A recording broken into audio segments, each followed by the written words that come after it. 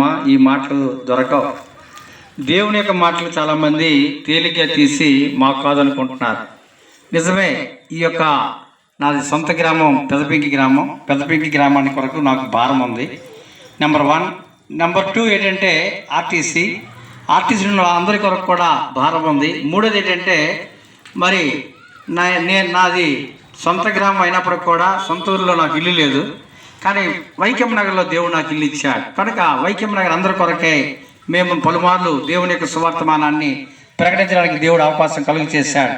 నేనైతే ఇప్పుడు 2006లో చనిపోసిన వ్యక్తిని. భయంకరమైనటువంటి క్యాన్సర్ అనేటువంటి వ్యాధి చేత డాక్టర్లు కూడా మరి మందులు ఇవ్వలేనటువంటి పరిస్థితిలో ఉండేటప్పుడు యేసుప్రభువు వారే ఆయన ఏం చేశారంటే నేను బాగు చేస్తున్నాను అని చెప్పి 2006 నుండి 2026కు వచ్చేస్తుంది, 20 సంవత్సరాలుగా మరి దేవుడు అద్వితీయ శక్తి నా మీద కుమ్మరింపు చేసి ఈ రోజున మాది మ్యారేజ్ డే. వాస్తవానికి ఈ సందర్భంలో మీ అందరూ కూడా దేవుని యొక్క వార్తను ప్రకటిద్దామనే ఉద్దేశంతో ప్రకటించాం. ఇదిగో మా ప్రియులు కూడా మాతో కూడా ఫాలో అప్ అయ్యారు. నిజంగా మంచి మాటలు, శక్తి కలిగిన మాటలు దేవుడు వినిపింపు చేశాడు.